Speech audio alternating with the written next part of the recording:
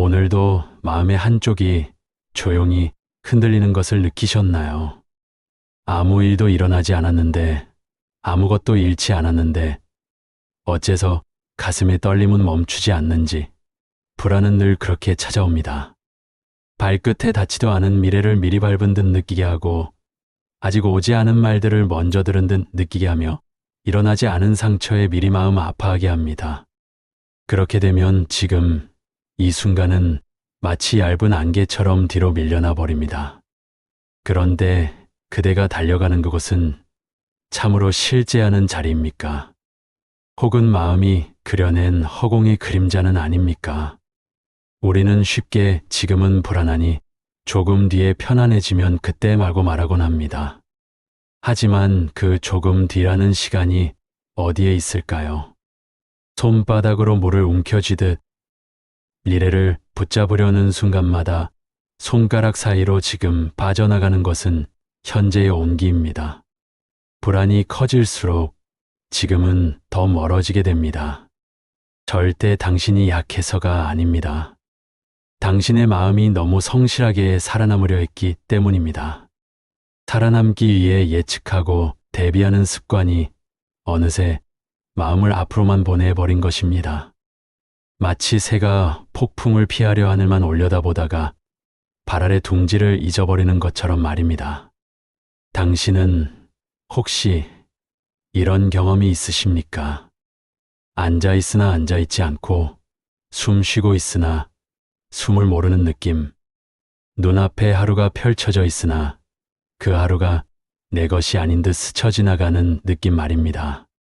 불안은 우리의 시선을 끌고 갑니다. 그리고 그 시선이 끌려간 자리에는 늘 아직 오지 않은 무엇이 서 있습니다. 그런데 그 무엇이 과연 참으로 당신을 구원해 줄까요? 아니면 더 오래 떠돌게 할까요? 저는 오늘 당신께 거창한 약속을 드리려 하는 것이 아닙니다. 이 이야기의 목적은 불안을 없애는 것이 아닙니다. 불안은 바람처럼 일고지는 것이니 바람을 없애겠다고 하면 당신은 바람과 싸우는 삶을 살게 됩니다. 대신 저는 당신이 바람 속에서도 자리를 잃지 않도록 작은 등불 하나를 쥐어드리고 싶습니다. 그 등불은 먼 곳에 있지 않습니다. 늘 그대의 몸과 함께 있고 그대의 숨과 함께 있으며 그대의 감각과 함께 있는 것. 바로 지금입니다. 보통의 사람은 아마도 불안이 시작되는 순간을 정확히 붙잡기 어려울 것입니다. 불안은 대개 큰 소리로 오지 않습니다. 누군가 문을 쾅 닫듯 들어오지 않고 아주 작은 틈으로 스며듭니다. 한 줄의 생각, 한 조각의 상상, 아주 짧은 장면 하나로 말이지요. 만약에라는 말이 마음속에서 시작되는 순간 이미 발자국은 모래 위에 찍혀 있습니다. 아무것도 하지 않았는데 마음은 바빠집니다. 손은 가만히 있는데도 속에서는 무언가를 붙잡으려는 움직임이 일어납니다. 당신은 스스로에게 묻습니다. 왜 이러지? 그러나 불안은 대답하지 않습니다. 그 대신 더 많은 질문을 던집니다. 혹시 일이 잘못되면, 혹시 내가 준비가 안 되어 있으면, 혹시 내가 모르는 사이에 무언가가 무너지고 있으면, 불안은 원인을 주지 않고 결과를 먼저 보여줍니다. 마치 아직 피지 않은 꽃에 시든 모습을 굳이 먼저 보여주는 것처럼 마음을 앞질러 가게 만듭니다. 그 순간 당신은 어디에 계셨습니까? 몸은 방 안 의자 위에 앉아 있었을지 모릅니다. 그러나 마음은 이미 방 밖에 있었을 것입니다. 아직 일어나지 않은 내일의 사건 속에, 아직 만나지 않은 슬픔 속에 들어가 있었던 것입니다. 그러면 지금은 어떻게 될까요? 텅 비어버립니다. 사람은 여기에 있으나 마음이 여기에 없으니 여기라는 자리는 사라지고 맙니다. 불안이란 결국 지금을 담보로 미래의 안전을 사려는 거래입니다. 하지만 그 거래는 대개 성사되지 않습니다. 미래는 늘 더 많은 것을 요구합니다. 더 많은 대비, 더 많은 계산, 더 많은 시뮬레이션을 요구합니다. 그리고 그 비용은 언제나 현재에서 빠져나갑니다. 그대의 호흡, 그대의 감각, 그대의 하루의 온기가 조용히 빠져나갑니다. 그러니 첫 번째로 아주 작은 실천을 제안하고 싶습니다. 불안이 올라오는 순간 불안을 밀어내지 마십시오. 밀어내면 더 세게 밀려올 뿐입니다. 붙잡지 마십시오. 붙잡으면 당신이 불안이 됩니다. 대신 이렇게 물어보십시오. 지금 내 몸은 어디에 있나? 지금 내 발바닥은 무엇을 딛고 있나? 지금 내 손끝은 무엇을 느끼고 있나? 이는 불안을 없애는 주문이 아닙니다. 다만 마음이 달려간 자리에서 다시 발자국을 따라 여기로 돌아오는 길을 여는 질문입니다. 모래 위에 발자국을 보십시오. 발자국이 있다는 것은 그대가 한때 여기에 있었다는 증거입니다. 그리고 지금도 당신은 여기에 돌아올 수 있습니다. 혹시 이렇게 생각하실지 모릅니다. 이런 질문이 무슨 도움이 되나요? 현실은 그대로인데요.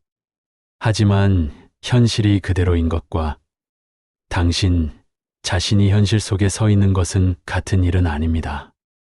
불안은 현실을 바꾸지 않으면서도 현실을 사라지게 만듭니다. 그러니 현실로 돌아오는 것은 현실을 바꾸는 것이 아니라 현실을 다시 갖는 일입니다. 불안이 올라올 때 마음이 가장 먼저 하는 일을 알고 계십니까? 마음은 곧장 계산으로 달려갑니다. 아직 오지 않은 일을 미리 분해하고 가능성을 늘어놓고 최악을 상정하며 그 최악을 피할 길을 찾습니다. 그 과정은 얼핏 지혜처럼 보이기도 합니다. 대비하는 사람은 안전할 것 같고 준비하는 마음은 흔들리지 않을 것 같습니다. 그러나 그 예측이 정말 당신을 평안하게 만들었나요? 잠시 아주 잠시만 마음이 가라앉았다가 다시 불안이 더 교묘한 얼굴로 찾아오지는 않았나요? 이 경우는 그때는 혹시 내가 놓친 변수가 있다면 하고 말입니다. 마음은 미래를 안전하게 만들기 위해 미래를 생각하지만 이상하게도 미래를 생각할수록 미래는 더 많은 문을 만들어냅니다. 문이 많아질수록 당신은 더 자주 문 밖으로 나가게 됩니다. 그리고 그때마다 현재는 텅 비어갑니다. 당신이 느끼는 불안의 많은 부분은 사실 불안한 사건이 아니라 불안해질 가능성에서 태어납니다. 가능성은 확정이 아니기에 끝이 없습니다. 확정되지 않았다는 이유로 마음은 계속 확인하려 합니다. 확인은 잠깐의 안심을 주지만 안심은 곧 새로운 확인을 요구합니다. 그 반복은 당신의 하루를 잘게 쪼갭니다. 하루가 이어지지 않고 이어지는 것처럼 보이기만 합니다. 당신이 붙잡으려는 평안은 어디에 있습니까? 미래의 어떤 장면이 당신에게 이제 괜찮다라고 말해줄 수 있을까요? 당신이 그 말을 듣기 전까지 당신은 계속 지금을 담보로 내어주어야만 하는 걸까요? 사막을 걷는 이를 떠올려 보십시오. 먼 곳에 물빛이 보입니다. 그는 살기 위해 달립니다. 그 달림은 잘못이 아닙니다. 절박함은 자연스러운 것입니다. 그러나 신기루의 성질은 가까이 갈수록 더 멀어진다는 데 있습니다. 물이 아니기 때문입니다. 그 빛은 당신을 살리기 위해 있는 것이 아니라 당신을 움직이게 만들기 위해 생긴 그림자일 뿐입니다. 미래가 그렇습니다. 미래는 늘 빛나 보입니다. 그때만 되면 저 일만 끝나면 이 상황만 정리되면 당신은 그 문장을 수없이 마음속에서 되뇌었을 것입니다. 그런데 그때가 오면 무엇이 일어납니까? 당신은 잠깐 숨을 돌립니다. 그리고는 거의 곧 바로 또 다른 그때만 되면을 만들어냅니다. 신기루가 장소를 옮기듯 마음은 평안의 목표를 옮깁니다. 그러니 평안은 늘 다음으로 미뤄지고 당신은 늘 지금 밖에 서 있게 됩니다. 당신이 미래를 생각하는 일이 모두 헛되다고 말하려는 것이 아닙니다. 다만 미래를 생각하는 방식이 당신을 구하는지 아니면 당신을 더 멀리 내모는지 살펴보자는 것입니다. 미래를 생각하는 마음 속에는 종종 이런 믿음이 숨어 있습니다. 완벽히 대비하면 불안하지 않을 것이다. 그러나 완벽한 대비는 어디에도 있을 수 없습니다. 대비는 언제나 모자랄 수 있음 위에 서 있습니다. 그러니 대비를 평안의 조건으로 삼는 순간 평안은 도달할 수 없는 곳으로 가버립니다. 불안은 당신에게 미래를 살펴보라고 속삭이지만 실제로는 미래를 붙잡으라고 재촉합니다. 살펴보는 것과 붙잡는 것은 다릅니다. 살펴보는 눈은 거리를 유지합니다. 붙잡는 손은 경직됩니다. 그리고 손이 경직될수록 당신의 호흡은 얕아지고 감각은 무뎌지고 마음은 좁아집니다. 그 좁아진 마음은 더 쉽게 겁을 먹습니다. 그러면 다시 미래를 붙잡으려 합니다. 이것이 불안이 만드는 고리입니다. 당신이 그 고리 안에 있을 때 당신은 자주 이런 느낌을 받습니다. 내가 지금 살고 있는 것이 맞나? 눈앞의 시간은 지나가는데 당신은 시간을 겪지 못합니다. 그저 시간을 감시합니다. 시간이 흘러가는지, 문제가 다가오는지, 내가 뒤처지는지, 무언가 망가지지 않는지. 감시는 생존에는 도움이 될지 모르나 삶에는 인색합니다. 삶은 감시로는 사라지지 않습니다. 삶은 접촉으로 사라집니다. 숨과 접촉하고 몸과 접촉하고 지금의 온도와 접촉할 때 삶은 비로소 당신의 것이 됩니다. 그러니 여기서 당신에게 아주 단순한 질문 하나를 드리고 싶습니다. 지금 당신이 붙잡고 있는 그 미래의 장면은 당신의 두 눈앞에 있습니까? 아니면 머릿속에서만 반복되고 있습니까? 만약 그것이 머릿속에서만 반복되는 장면이라면 당신은 지금 무엇과 싸우고 계십니까? 현실입니까? 아니면 그림자입니까? 당신이 그림자와 싸우는 동안 현실은 조용히 옆에 서 있습니다. 마치 당신이 돌아오기만을 기다리는 것처럼 말입니다. 현실은 소란스럽지 않습니다. 현실은 대개 아주 작은 신호로 당신을 부릅니다. 의자에 닿는 허벅지의 압력, 바닥의 단단함, 손바닥의 미세한 온기, 목구멍을 지나가는 숨의 감각 같은 것들입니다. 그 감각들은 여기라고 말합니다. 지금이라고 말합니다. 그러나 불안의 마음은 그것들을 하찮게 여기고 지나칩니다. 너무 작은 것들이기 때문입니다. 하지만 당신을 구하는 길은 자주 작은 것들로 이루어져 있습니다. 큰 해답이 아니라 작은 귀환으로 말이지요. 이제 당신은 한 가지를 알아차리실지도 모릅니다. 불안은 미래가 나빠서 생기는 것이 아니라 마음이 미래로 가버리기 때문에 커진다는 사실 말입니다. 마음이 떠나면 지금은 텅 빈 집이 됩니다.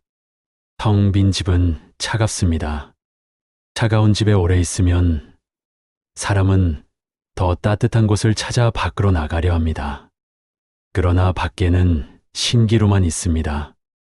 다시 차가운 집으로 돌아오고, 다시 나가고, 다시 돌아오고. 당신은 그렇게 지쳐왔을지도 모릅니다. 그렇다면 당신이 해야 할 일은 미래를 완전히 버리는 것이 아니라 마음이 미래로 도망칠 때마다 다시 돌아오는 길을 익히는 것입니다. 그 길은 거창한 것이 아니라 매 순간의 방향 전환입니다. 돌아오는 방법은 복잡하지 않습니다. 다만 반복되어야 합니다. 반복이 길이 되기 때문입니다. 당신은 아마도 불안을 느낄 때 스스로를 다그치신 적이 있을 것입니다. 왜 이렇게 약하지? 왜 이 정도도 못 견디지? 그러나 저는 그렇게 묻기보단 이렇게 묻고 싶습니다. 당신은 지금 무엇을 붙잡고 계십니까? 그리고 그 붙잡음은 정말 당신을 살리고 있습니까? 사람은 두려울수록 손을 꽉 쥡니다. 넘어지지 않기 위해, 흩어지지 않기 위해, 잃지 않기 위해 말입니다. 손을 쥐는 행위는 본래 생존의 습관입니다. 바람이 세면 기둥을 잡고 물살이 거세면 바위를 잡습니다. 그러니 마음도 잡습니다. 다만 마음이 붙잡는 것은 대개 눈에 보이지 않습니다. 타인의 시선, 내 미래의 평가, 내일의 안전, 내가 괜찮은 사람이라는 증명, 그리고 무엇보다 이 불안은 없어져야 한다는 강박 같은 것들입니다. 당신은 불안을 싫어하시지요. 싫어하시는 것은 자연스럽습니다. 괴로운 것은 누구나 피하고 싶습니다.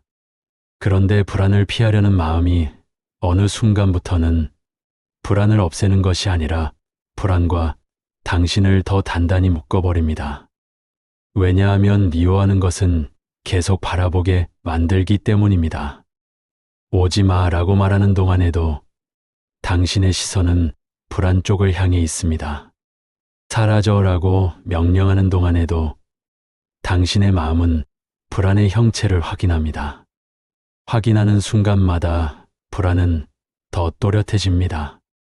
당신은 불안을 밀어내려 하지만 사실은 불안을 품에 안고 있는 셈입니다. 손에 가시가 박혔다고 합시다. 당신은 아파서 손가락을 오므립니다. 그러나 오므릴수록 가시는 더 깊이 들어갑니다. 손을 펼치면 가시가 보이고 보이면 뽑을 수 있습니다. 그런데 아파서 펼치지 못합니다. 이것이 불안과 비슷합니다. 당신은 아파서 더 쥐고 더 쥘수록 더 아파집니다. 그러니 핵심은 아픔을 없애라가 아니라 쥐는 손을 알아차려라입니다. 당신이 붙잡는 손은 무엇으로 만들어졌을까요? 많은 경우 그것은 통제입니다. 통제는 겉으로는 든든해 보입니다. 내가 준비하면, 내가 계산하면, 내가 미리 막으면 안전하리라 믿습니다. 하지만 통제는 언제나 바깥에 걸려 있습니다. 바깥은 변합니다. 바깥은 마음대로 되지 않습니다. 그래서 통제를 생존의 전부로 삼는 순간 마음은 늘 긴장합니다. 긴장은 곧 얕은 숨을 만들고 얕은 숨은 다시 불안을 키웁니다. 당신은 통제하려고 더 바빠지고 바쁠수록 지금은 사라집니다. 당신이 이미 익숙하게 겪어온 고리입니다. 그러면 당신은 그렇다면 아무것도 통제하지 말라는 건가 하고 생각하실 겁니다. 그저 통제에는 영역이 있다는 것을 보시길 바라는 것입니다. 당신이 통제할 수 있는 것은 바깥의 사건이 아니라 그 사건을 대하는 당신의 방향입니다. 방향은 손으로 쥐는 것이 아니라 마음으로 세우는 것입니다. 손은 바깥을 붙잡으려 하지만 방향은 안쪽에 자리합니다. 불안이 올라오는 순간 마음속으로 이렇게 말해 보십시오. 붙잡는 손이 나타났다. 이 한 문장은 불안을 없애지는 않습니다. 하지만 불안과 당신 사이에 아주 작은 틈을 만들어줍니다. 지금까지는 불안이 오면 곧장 내가 불안하다가 되었다면 이제는 불안이 왔다가 됩니다. 내가와 왔다 사이에는 거리가 생깁니다. 그 거리가 생기면 당신은 더 이상 불안을 전부로 살지 않게 됩니다. 불안은 손님이 됩니다. 시끄럽고 성가신 손님일지라도 손님은 주인이 아닙니다. 당신은 혹시 나는 원래 불안한 사람이라고 스스로를 규정하고 계십니까? 저는 그 규정을 잠시 내려놓아 보시길 권합니다. 사람은 고정된 하나의 성질이 아닙니다. 사람은 순간순간 만들어지는 흐름입니다. 불안한 순간이 있다고 해서 당신이 불안 그 자체가 되는 것은 아닙니다. 다만 그 순간 붙잡는 손이 너무 익숙하게 나타난 것입니다. 익숙한 것은 습관처럼 움직입니다. 습관은 나를 끌고 가지만 알아차림은 나를 되돌립니다. 붙잡는 손이 가장 자주 붙드는 것은 사실 미래가 아니라 내가 실패할지도 모른다는 이미지입니다. 실패는 실제 사건이기도 하지만 대개는 마음속 그림입니다. 그 그림은 보통 과장되어 있습니다. 당신은 넘어지는 장면을 떠올리고 사람들이 떠나는 장면을 떠올리고 모든 것이 망가지는 장면을 떠올립니다. 그리고 그 장면을 막기 위해 지금을 쥐어짜 버립니다. 그러나 그 그림을 막기 위해 당신이 잃어버린 것은 무엇입니까? 혹시 당신의 오늘이 아닙니까? 오늘의 숨, 오늘의 맛, 오늘의 빛, 오늘의 고요 같은 것들이 아닙니까? 불안은 당신에게 지금은 위험하다라고 속삭이지만 사실 많은 위험은 지금이 아니라 지금이 사라진 자리에서 커집니다. 지금이 사라지면 당신은 자기 자신을 놓칩니다. 자기 자신을 놓치면 작은 흔들림에도 크게 요동칩니다. 그러니 지금으로 돌아오는 일은 위험을 무시하는 것이 아니라 위험을 제대로 보는 일입니다. 발밑이 보이지 않으면 넘어집니다. 발밑이 보이면 멈출 수 있습니다. 당신이 손을 놓는다고 해서 삶이 무너지는 것은 아닙니다. 오히려 놓아야 삶이 보입니다. 손을 꽉 쥐고 있으면 시야가 좁아집니다. 손을 조금 풀면 시야는 넓어지고 숨은 깊어지고 마음은 다시 자리를 찾습니다. 당신이 놓아야 하는 것은 책임이 아니라 과도한 동일시입니다. 불안과 나를 한 덩어리로 만들던 습관을 조금 풀어야 합니다. 놓는다는 것은 포기가 아닙니다. 놓는다는 것은 나의 손이 무엇을 하고 있는지 보는 일입니다. 그리고 보는 순간 당신은 선택할 수 있게 됩니다. 계속 쉴 것인지, 잠시 펼 것인지, 계속 밖으로 달릴 것인지, 잠시 여기로 돌아올 것인지, 아마 호흡을 느껴보라는 말을 여러 번 들어보셨을 것입니다.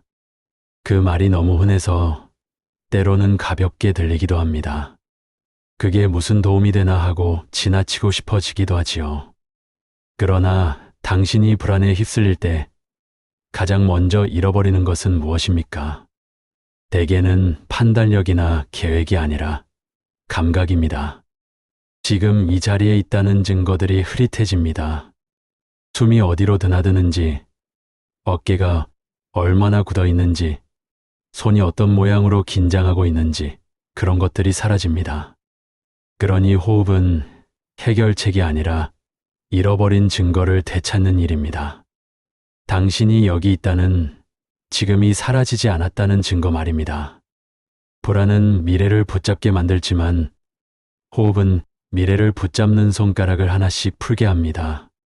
왜냐하면 호흡은 미래에 있지 않기 때문입니다. 호흡은 오직 지금에만 있습니다. 내일의 숨은 아직 오지 않았고 어제의 숨은 이미 지나갔습니다. 그러니 호흡을 본다는 것은 지금을 보는 것과 같습니다. 하지만 여기서 중요한 점이 있습니다. 호흡을 붙잡으려 하지 마십시오.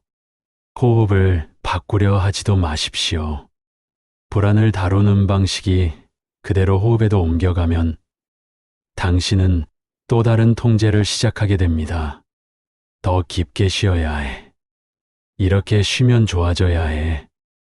이런 명령이 생기면 호흡은 등불이 아니라 또 하나의 신기루가 됩니다.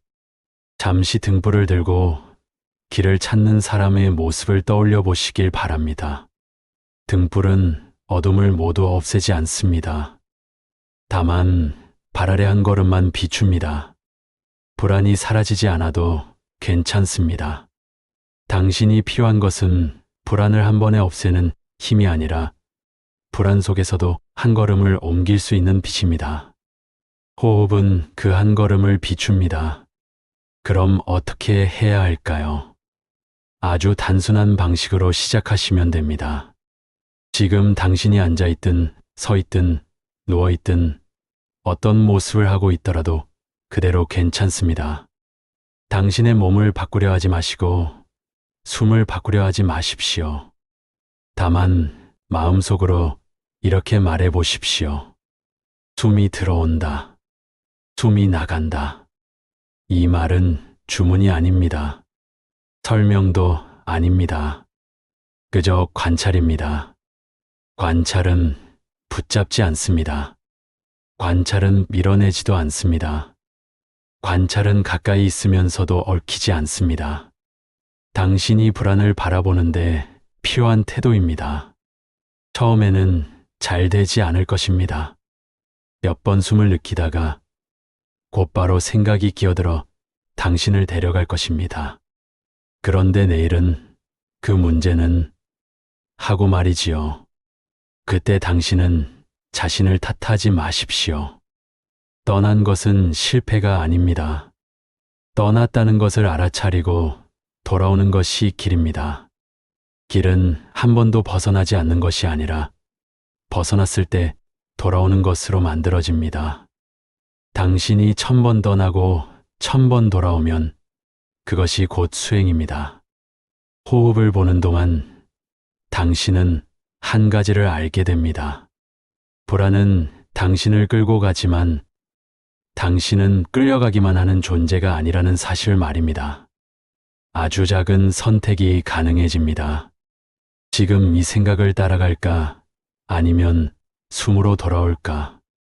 그 선택이 처음에는 너무 미약해 보일 수 있습니다. 그러나 미약한 선택이 반복되면 습관이 됩니다.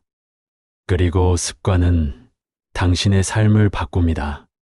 불안이 완전히 사라져서가 아니라 불안이 와도 당신이 자리를 잃지 않게 되기 때문입니다. 호흡을 바라보다가 갑자기 슬픔이나 공허함이 올라오는 경험을 하실지도 모릅니다. 이는 이상한 일이 아닙니다. 불안은 종종 다른 감정들을 가리고 있었기 때문입니다. 불안이 조금 물러나면 그 뒤에 숨겨져 있던 피곤함, 외로움, 상처 혹은 그냥 설명할 수 없는 텅 빔이 드러납니다. 그때 당신은 다시 도망치고 싶어질 것입니다. 하지만 그 감정들이 올라온다는 것은 당신이 비로소 자신에게 가까워졌다는 뜻일 것입니다. 지금까지는 미래로 달아나느라 당신의 마음은 자신을 만날 시간이 없었습니다. 호흡은 그 만남을 허락합니다. 만남은 늘 두렵습니다. 특히 오래 외면한 것일수록 더 그렇습니다. 그래서 당신은 다시 붙잡고 싶어질 것입니다. 다시 계산하고 싶어질 것입니다. 다시 해결하고 싶어질 것입니다. 그때 호흡은 이렇게 말합니다. 해결하러 가지 말고 여기 앉아 있으십시오. 호흡은 당신을 무기력하게 만들지 않습니다. 오히려 당신의 힘을 올바른 자리로 돌려줍니다. 힘은 바깥을 억지로 쥐는데 쓰일 때 마르고 안쪽을 밝히는데 쓰일 때 길어집니다. 당신이 숨을 들이쉬고 내쉬는 그 짧은 순간 당신은 아주 작은 자유를 맛볼 수 있습니다. 불안이 옆에 있어도 당신은 불안과 함께 숨을 쉽니다. 불안이 말해도 당신은 숨을 쉽니다. 그 순간 당신은 불안의 명령을 전부 따르지 않습니다. 당신은 그 명령에 잠시 답하지 않는 능력을 얻습니다.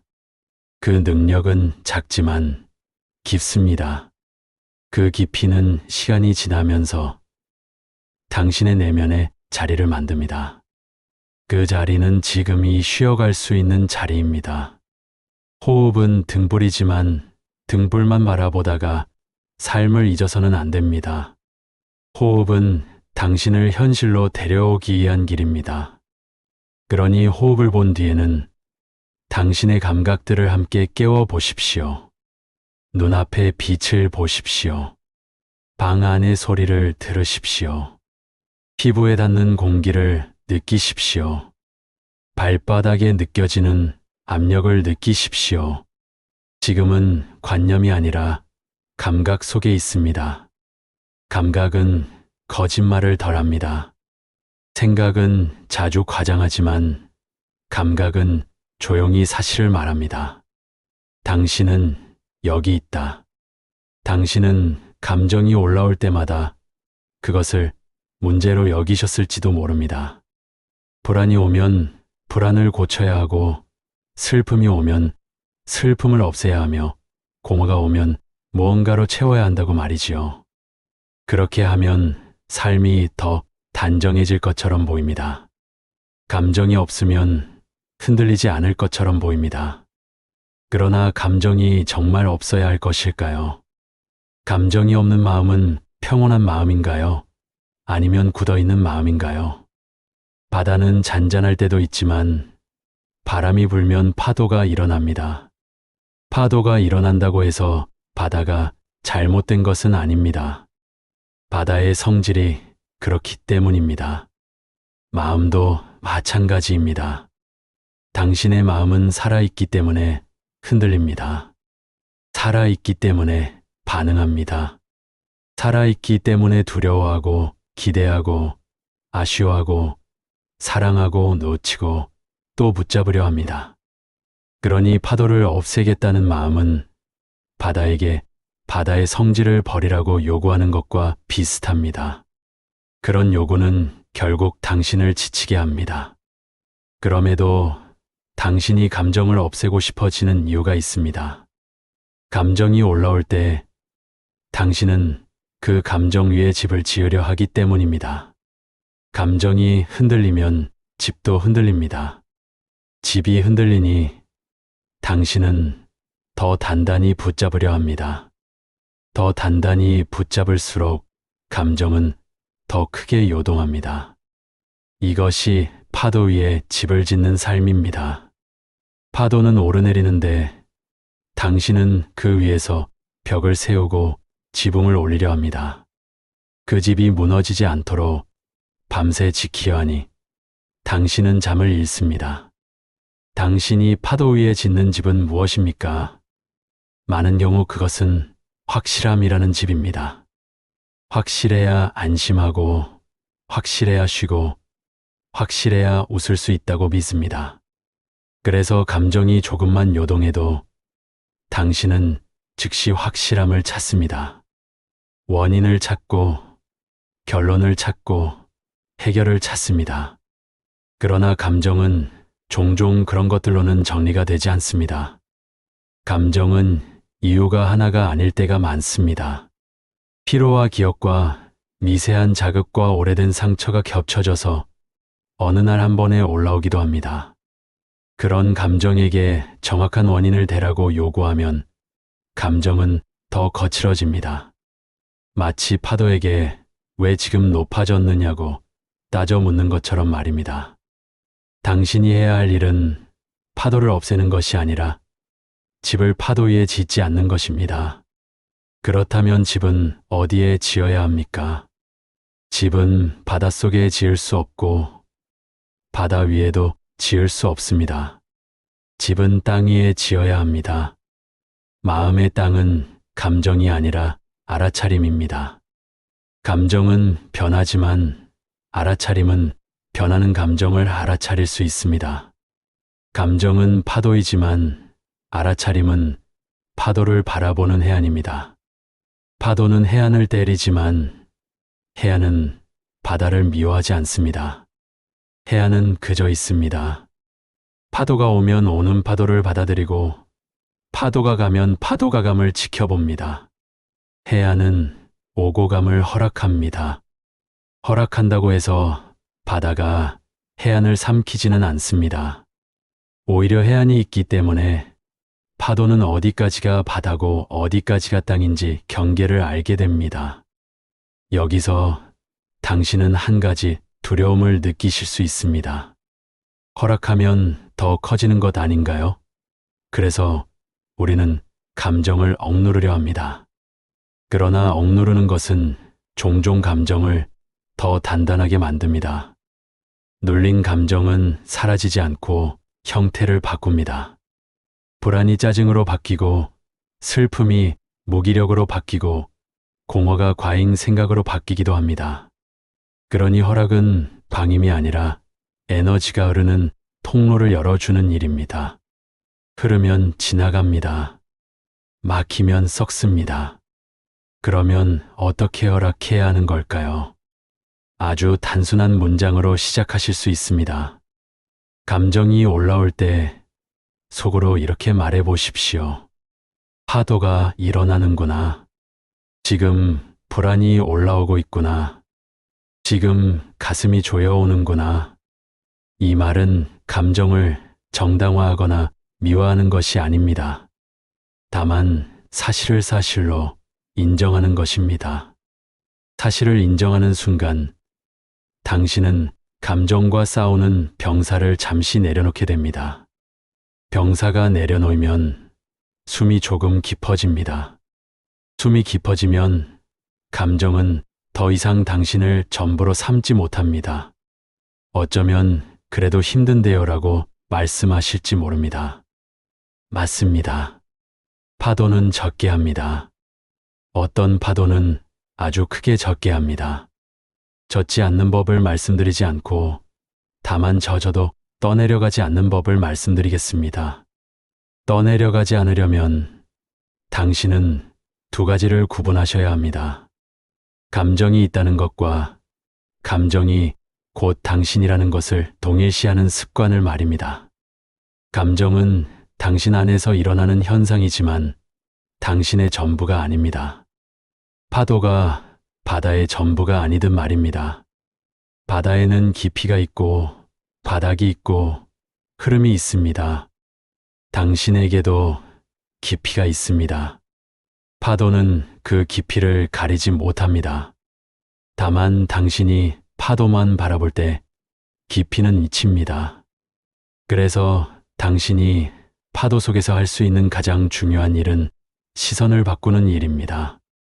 파도의 얼굴을 들이밀고 왜 나를 때리느냐고 묻는 대신 한 걸음 물러나 파도가 오고 가는 모습을 보십시오. 그 한 걸음이 바로 알아차림입니다. 알아차림은 멀리 도망치는 것이 아닙니다. 감정을 회피하는 것도 아닙니다. 오히려 감정을 정면에서 보되 감정 안으로 함몰되지 않는 거리입니다. 그 거리가 생기면 당신은 파도 속에서도 숨을 쉴 수 있습니다. 혹시 당신은 감정이 올라오면 즉시 해결하려고 움직이십니까? 메시지를 확인하고 계획을 세우고 일을 더 벌이고 무엇이든 해야만 할 것 같은 마음으로 말이지요. 그러나 파도는 움직임으로 잠잠해지지 않습니다. 오히려 파도는 당신의 움직임을 에너지로 삼기도 합니다. 그러니 때로는 아무것도 하지 않는 것이 효과적일 수 있습니다. 여기서 말하는 아무것도 하지 않음은 무기력이 아닙니다. 관찰을 위한 멈춤입니다. 멈춤은 파도를 부정하지 않습니다. 멈춤은 파도가 지나갈 시간을 줍니다. 당신이 멈춰 서서 파도를 바라볼 때 파도는 종종 스스로 낮아집니다. 왜냐하면 파도는 지속적인 연료를 필요로 하기 때문입니다. 그 연료는 대개 당신의 해석입니다. 이건 큰일이야. 나는 망했어. 이 느낌은 절대 견딜 수 없어. 이런 해석이 파도를 더 높입니다. 해석이 줄어들면 파도는 본래의 크기로 돌아옵니다. 감정은 괴롭지만 해석이 덧붙으면 감정은 견딜 수 없는 괴로움이 됩니다. 당신은 감정 하나를 겪는 것이 아니라 감정 위에 쌓인 이야기까지 함께 겪기 때문입니다. 그러니 당신이 할 일은 파도 위에 이야기를 조금 내려놓는 것입니다. 이 불안은 나를 파괴할 것이다라는 이야기 대신 불안이 올라왔다로 돌아오는 것입니다. 이야기가 짧아지면 파도가 덜 무섭게 느껴집니다. 파도는 파도일 뿐입니다. 높을 때도 있고 낮을 때도 있습니다. 파도는 언제나 변합니다. 변한다는 것은 머무르지 않는다는 뜻입니다. 머무르지 않는 것은 당신에게 희망입니다. 이제 당신은 조금씩 알게 되실 것입니다. 지금은 파도를 없애서 얻는 자리가 아니라 파도와 함께 있으면서도 잃지 않는 자리라는 것을 말입니다. 파도는 당신을 시험하는 적이 아니라 당신이 붙잡던 것들을 비추는 스승이 될 수 있습니다. 파도가 일어날 때마다 당신은 묻게 됩니다. 나는 무엇을 붙잡고 있었기에 이렇게 흔들리는가? 그 질문은 당신을 괴롭히기 위해 있는 것이 아니라 당신을 자유롭게 하기 위해 있습니다. 당신은 아마도 여기까지 오시며 한 가지 의문을 품으셨을지도 모릅니다. 그래도 불안은 계속 오는데요. 그렇다면 지금으로 돌아온다는 것은 도대체 무엇을 뜻하나요? 많은 사람은 지금을 어떤 상태로 착각합니다. 마음이 고요하고 생각이 비고 감정이 잔잔해야만 지금에 있는 것이라고 말이지요. 그래서 지금으로 돌아오려다가도 곧 포기합니다. 고요하지 않으니까, 비지 않으니까, 잔잔하지 않으니까요. 그러나 저는 묻고 싶습니다. 지금이 고요해야만 지금입니까? 지금은 늘 존재합니다. 고요한 지금도 있고 소란스러운 지금도 있습니다. 울고 있는 지금도 있고 흔들리는 지금도 있습니다. 당신이 생각하는 좋은 지금만 지금이 아니라 모든 지금이 지금입니다. 다만 우리는 좋지 않은 지금을 버리려고 하다가 지금 자체를 함께 버리는 것입니다. 당신이 지금을 잃는 순간은 언제였습니까? 대개는 불안이 올라와 당신을 미래로 끌고 갈 때였을 것입니다. 그러나 자세히 보시면 끌려간 것은 몸이 아니라 마음의 해석입니다. 몸은 늘 여기 있었지요. 숨도 여기 있었습니다. 감각도 여기 있었습니다. 그런데 당신의 이름이 달라졌습니다. 당신은 어느 순간부터 나가 아니라 미리 대비하는 나, 망할지도 모르는 나, 괜찮아야 하는 나가 되었습니다. 이름이 바뀌면 사람은 그 이름의 역할을 합니다. 역할을 하면 몸은 여기 있어도 마음은 밖에 나가 버립니다. 그러니 지금으로 돌아오는 일은 다시 당신의 이름을 본래대로 돌려놓는 일입니다. 지금 여기에서 숨 쉬는 사람이라는 아주 단순한 이름으로 말입니다. 당신이 불안을 느낄 때 누군가 불안이 당신의 전부입니까? 라고 묻는다면 당신은 아마 고개를 저으실 것입니다. 그런데도 불안이 왔을 때 당신은 자주 불안의 전부가 됩니다. 왜 그럴까요? 불안은 당신에게 하나의 거짓말을 속삭이기 때문입니다. 지금은 살 수 없다. 지금은 위험하다. 지금은 불완전하다. 그래서 당신은 지금을 떠납니다. 하지만 당신이 떠난다고 해서 지금이 사라졌습니까? 사라진 것은 지금이 아니라 지금을 보는 당신의 눈이었습니다. 눈이 감기면 방이 사라진 것처럼 느껴지지만 방은 그 자리에 있습니다. 눈을 뜨면 방은 그대로입니다. 지금도 그렇습니다. 당신은 이제 지금이 어떤 성취가 아니라는 것을 이해하실지도 모릅니다. 지금은 도달하는 곳이 아니라 확인하는 자리입니다. 아, 내가 또 떠났구나 하고 알아차리는 순간 이미 당신은 돌아오고 있습니다. 돌아오는 길은 특별한 사건으로 열리지 않습니다. 돌아오는 길은 알아차림으로 열립니다. 그러니 돌아오기 위해 더 많은 것을 해야 한다고 생각하지 마십시오.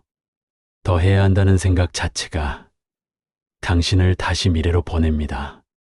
지금은 더함이 아니라 인정으로 열립니다. 지금 나는 불안하다. 지금 나는 흔들린다. 지금 내 마음은 앞서간다. 이렇게 말하는 순간 당신은 불안과 하나가 되는 대신 불안을 바라보는 자리에 서게 됩니다. 그럼에도 당신은 또 묻고 싶어질 것입니다. 그렇게 바라본다고 해서 삶이 바뀌나요? 바뀌는 방식이 당신의 기대와 다를 뿐 바뀔 것입니다. 불안이 완전히 사라지는 방식으로 바뀌지 않을지도 모릅니다. 대신 불안이 와도 당신의 중심이 무너지지 않는 방식으로 바뀝니다. 삶이란 대부분 불안이 없는 상태에서만 진행되지 않습니다. 오히려 불안이 있는 채로도 삶은 계속됩니다. 그러니 수행은 불안을 없애는 기술이 아니라 불안과 함께 살되 불안에게 삶의 키를 내어주지 않는 훈련입니다. 당신이 키를 되찾는 순간은 아주 소박합니다. 불안이 확인해라고 말할 때 당신이 즉시 움직이지 않는 순간, 불안이 최악을 생각해라고 말할 때 당신이 잠시 숨을 느끼는 순간, 불안이 지금은 부족해라고 말할 때 당신이 발바닥의 단단함을 느끼는 순간, 그 순간들이 모여 당신의 하루에 작은 공백이 생깁니다. 공백은 허무가 아닙니다. 공백은 선택의 자리입니다. 공백이 없으면 당신은 자동으로 반응합니다. 공백이 생기면 당신은 응답할 수 있습니다. 반응이 아니라 응답. 이것이 자유의 첫 모양입니다. 당신이 지금에 머문다는 것은 감정을 억누르고 생각을 지우는 것이 아닙니다. 그것은 생각과 감정이 오가는 것을 허락하되 그 흐름 위에 집을 짓지 않는 것입니다. 당신이 파도 위에 집을 짓지 않을 때 파도는 여전히 오지만 당신은 덜 무너집니다. 파도는 당신의 삶에서 여전히 일어나는 현상이 됩니다. 중요한 현상이지만 당신의 전부는 아닙니다. 그때 당신은 마침내 한 가지를 체험합니다. 나는 흔들리지만 흔들림이 곧 나인 것은 아니다. 촛불 하나가 바람에 흔들립니다. 불꽃은 기울고 순간적으로 작아지고 때로는 거의 꺼질 듯합니다. 그러나 그 불꽃이 완전히 사라지지 않는 까닭은 무엇일까요? 심지가 남아있기 때문입니다. 심지가 있는 한 불꽃은 다시 일어납니다. 당신에게도 심지가 있습니다. 그것이 바로 알아차림입니다. 불안이라는 바람은 불꽃을 흔들 수 있지만 심지를 빼앗을 수는 없습니다. 다만 당신이 스스로 심지를 잊을 때 불꽃은 꺼진 것처럼 느껴집니다. 그러니 당신의 일은 바람을 없애는 것이 아니라 심지를 기억하는 것입니다. 당신이 심지를 기억하는 방법은 화려할 게 없습니다. 오히려 너무 평범해서 당신은 종종 그것을 놓칩니다. 숨을 한 번 느끼는 일, 어깨의 긴장을 한 번 알아차리는 일, 지금 내가 무엇을 생각하고 있지? 라고 한 번 묻는 일, 창밖의 빛을 한 번 보는 일, 물 한 모금을 입안에서 느끼는 일, 이 작은 것들이 지금을 증명합니다. 지금은 큰 사건이 아니라 작은 증거들로 이루어져 있습니다. 당신이 그 증거들을 모을수록 당신은 지금에 더 자주 머물게 됩니다. 그리고 그 머물 속에서 당신은 뜻밖의 사실을 만나게 됩니다. 지금에 머문다고 해서 미래가 사라지는 것이 아니라 미래가 제자리를 찾는다는 사실. 미래는 계획할 수 있습니다. 준비할 수 있습니다. 그러나 미래를 살 수는 없습니다. 미래를 산다고 믿는 순간 당신은 지금을 잃습니다. 반대로 지금을 살면 미래는 필요할 때만 다가옵니다. 당신은 미래를 손으로 쥐는 대신 방향으로 다룹니다. 오늘 할 일을 오늘의 숨과 함께 하고 내일의 일을 내일의 숨과 함께 합니다. 그렇게 삶은 조용히 정돈됩니다. 당신은 지금 어디에 계십니까? 이 질문은 당신을 몰아세우지 않습니다. 이 질문은 당신을 데려옵니다. 당신이 여기라고 답하는 순간 당신은 이미 한 걸음 돌아와 있습니다. 설령 답을 못하더라도 괜찮습니다. 모르겠다는 대답조차 당신이 지금을 찾고 있다는 증거입니다. 찾는 마음이 있다면 길은 이미 열려 있습니다. 불안이 사라지지 않아도 당신이 지금이라는 자리를 잃지 않는다면 삶은 달라집니다. 파도는 계속 오겠지만 당신은 더 이상 파도 위에 집을 짓지 않을 것입니다. 당신은 땅을 기억할 것입니다. 그리고 그 땅은 사실 당신이 처음부터 갖고 있던 자리였습니다. 당신은 아마도 여전히 불안을 완전히 없애고 싶으실지도 모릅니다. 그 마음을 탓하지 않겠습니다. 다만 이제는 조금 다른 방식으로 바라보실 수 있기를 바랍니다. 불안은 당신의 삶을 망치러 오는 괴물이 아니라 당신이 지금을 놓쳤을 때 울리는 종소리일 수 있습니다. 종이 울리면 우리는 잠시 멈춥니다. 멈추면 숨이 보이고 숨이 보이면 몸이 돌아오며 몸이 돌아오면 마음은 다시 자리를 찾습니다. 당신이 가끔은 또다시 미래로 달려갈 것입니다. 걱정이 앞서고 마음이 조급해지고 지금이 사라진 듯 느껴질 것입니다. 그러나 그때마다 기억해 주십시오.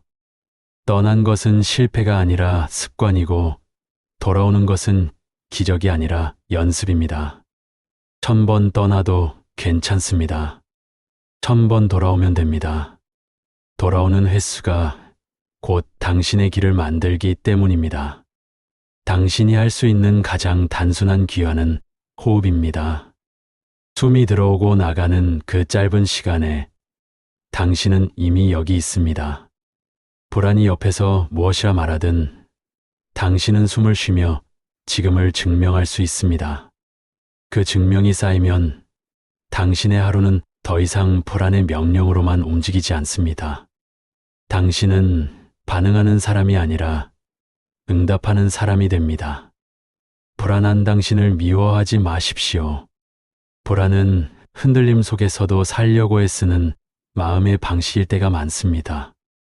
그러니 당신은 그 마음을 다독이며 이렇게 말해도 좋습니다. 그래, 많이 급했구나. 하지만 우리는 다시 여기로 돌아오자. 그 한 문장 속에 이미 당신의 자비가 있고 당신의 길이 있습니다. 지금도 당신은 여기 있습니다. 그리고 여기라는 자리는 사라지지 않습니다.